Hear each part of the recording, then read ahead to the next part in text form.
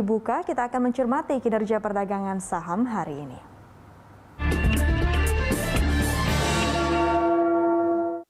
Dan untuk mengetahui pergerakan saham hari ini, kita terhubung dengan Direktur Ekuator Swarna Investama Hans Kuy. Selamat pagi, Pak Hans. Ya, selamat pagi, Bu. Pak Hans, pagi ini tadi IHSG meneruskan penguatannya bahkan menembus level baru di 7.000, Pak Hans. Kalau kemarin mungkin ada katalis positif dari saham AS yang menguat, hari ini juga saham regional sepertinya menguat. Seperti apa ketahanan dari IHSG pada hari ini setelah menembus level penguatan terbaru? Ya, memang kalau kita lihat pasar di sentimen positif ya, pelaku pasar cukup positif setelah ada harapan gencatan senjata terjadi di Ukraina ya. Presiden Vladimir Zelensky mengatakan dia melihat tanda-tanda terdengar lebih realistis ya saat ini untuk terjadinya gencatan senjata gitu. Ini juga diaminin oleh Menteri Luar Negeri Rusia ya yang mengatakan mereka bisa mencapai satu kompromi gitu ya. Jadi ini tentu sangat baik bagi pasar karena udah beberapa saat ini pelaku pasar itu sangat memperhatikan perang Rusia Ukraina. Yang terlihat sekali dampaknya memang harga komoditas yang turun ya. Selama ini pasar cukup khawatir ya, dampak dari perang Ukraina Rusia ini adalah kenaikan signifikan pada harga komoditas seiring dengan harapan damai antar dua negara yang minimal gencatan senjata. Nah, komoditas mulai bergerak turun ke bawah gitu. Yang kedua adalah kita lihat Federal Reserve menyelesaikan rapat dan mengumumkan kenaikan 25 basis poin. Ini juga sesuai dengan harapan pasar ya.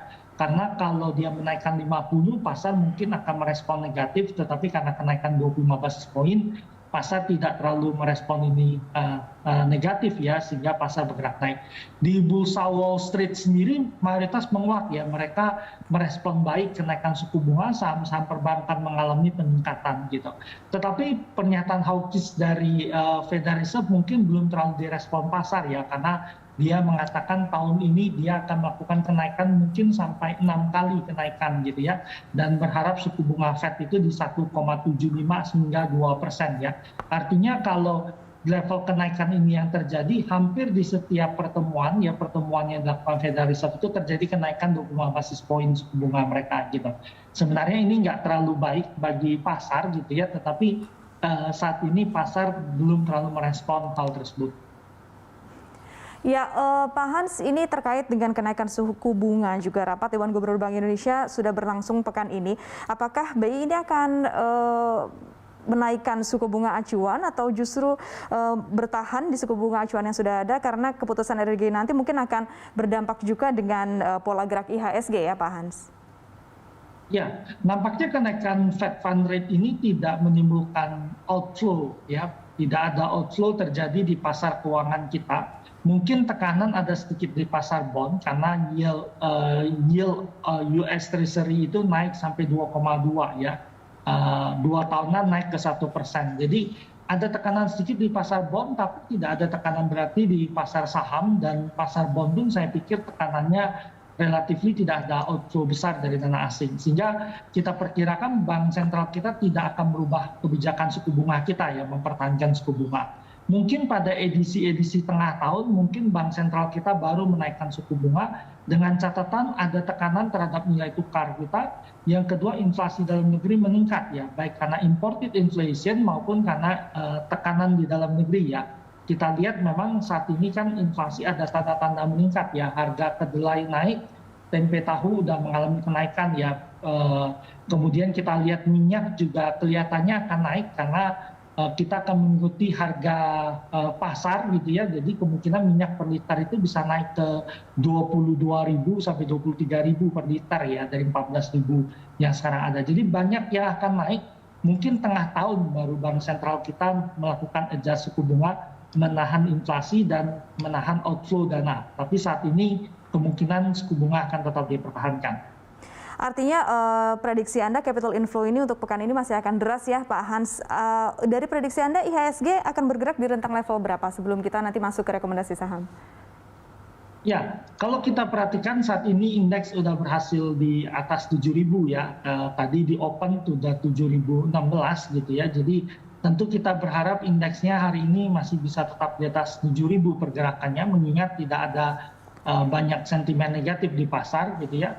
Resisten indeks sampai 7.050 ya kita pikir untuk pergerakan hari ini. Memang indeks kita naik cukup lumayan gitu ya di tengah konflik Ukraina Rusia yang belum berakhir gitu ya. Nanti kita berharap ketika ada gencatan senjata, ada amunisi baru untuk menaikkan pergerakan indeks.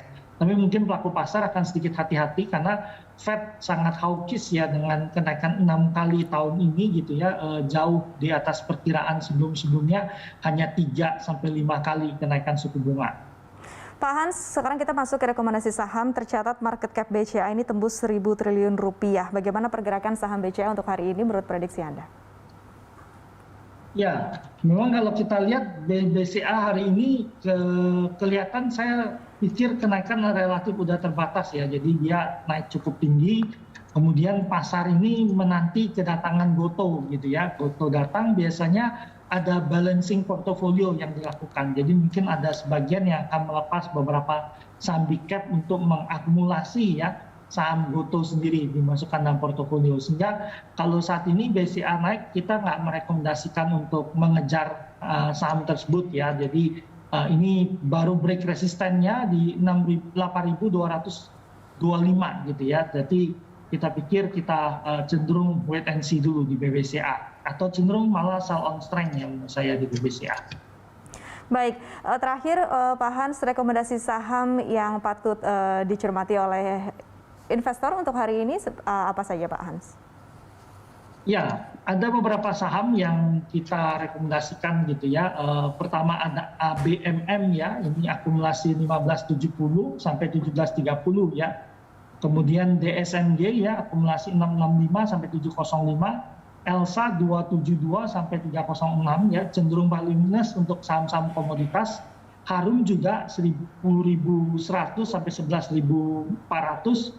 Indi 2.000 sampai dengan 2.400, ITMG 25.000 sampai 27.000, LSIP 13.000 sampai 14.000, Pegas 13.000 sampai 1.300 sampai 1.400 ya.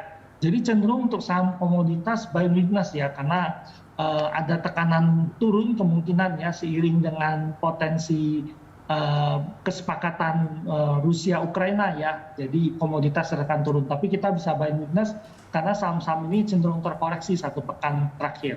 Baik, terima kasih Pak Hans atas analisa dan informasinya. Pemirsa, demikian Direktur Ekuator Suwarna Investama Hans Kui.